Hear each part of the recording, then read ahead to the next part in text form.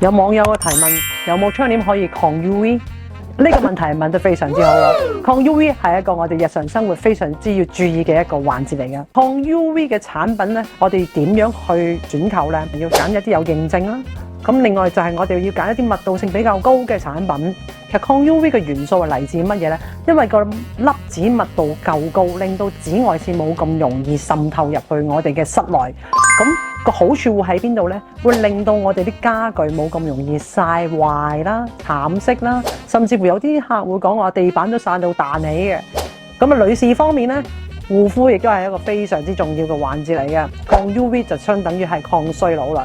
陽光嘅侵蝕，你敷咗幾多面膜都冇用嘅喎。咁只要你買到一個好嘅抗 UV 嘅窗簾咧，就已經可以令到你保養到自己嘅顏值先嚇。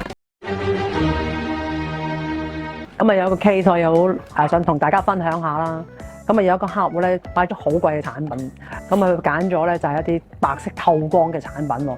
佢用咗1、2年開始發覺到咧，哇原來呢啲日照打落去佢嘅產品白色嘅窗簾咧，再放翻入屋內嘅光源咧，好似喺拍攝嘅現場裏邊，日日都好似俾人打緊燈咁樣，令到佢嘅視力開始出現問題啦。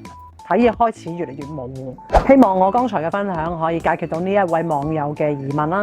所以喺購買窗簾嘅時候咧，要揾一位專業嘅窗簾營業員，了解你真實嘅需要，去介紹適合嘅產品俾你，窗簾城就可以幫到你啦。